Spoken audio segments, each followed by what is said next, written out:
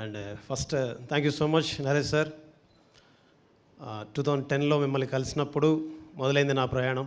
ఆ రోజు మిమ్మల్ని చూశాను. 2011లో మీతో కలిసి ప్రయాణం చేశాను. మీతో కలిసి ప్రయాణం అయ్యాకే నాకు పెళ్ళయింది. అప్పటి వరకు వెతుక్కుంటూనే ఉన్నాను, నన్ను వెతుక్కుంటూనే ఉన్నారు. అండ్ చాలా పెద్ద ఎమోషనల్ స్టోరీ ఉంది, బట్ ఇప్పుడు టైం లేదు. బికాస్ నేను ఎన్ని భయాలను దాటి ఉంటాను ఇక్కడ భయం లేకుండా మాట్లాడడానికి. ఇక్కడ ఇంత ధైర్యంగా మాట్లాడుతున్నాను. ఎన్ని అనుమానాలని, ఎన్ని అవమానాలు దాటి ఉంటాను. ఇన్ని పాటల్ని చేయడానికి ఒక్క పాట ప్రాణం పోసింది.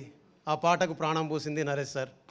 వయ్యారి బ్లాక్ బెర్రీ ఫోన్లే, వారే వహాలి బెర్రీ ఫోజులే, కన్నుల్లో కన్నె ప్రాణి కర్మగారాలే, కవ్విస్తే కాలపాణి కారాగారాలే, కొంత ఆమ్లముందిలే కొంత క్షారముందిలే, ఆరే సైన్స్లోన మ్యాథ్స్లోన చెప్పలేని సత్యం ఇదిలే.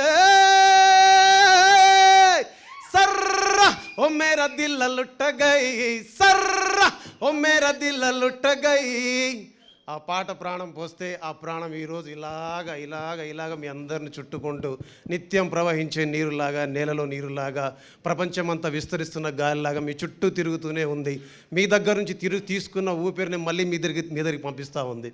దాని పేరే పాట. ఆ పాటకు ప్రాణం పోసిన మొదటి వ్యక్తి Naresh sir.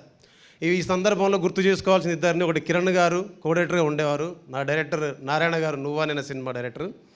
Thank you so much sir. ఎక్కడెక్కడో నక్కి తిరుగుతున్నప్పుడు, ఎక్కడెక్కడో వెక్కి ఏడుస్తున్నప్పుడు, ఎక్కడెక్కడో నలిగిపోతున్నప్పుడు, ఎక్కడెక్కడో తిరుగుతూ పడుకునేవాడిని.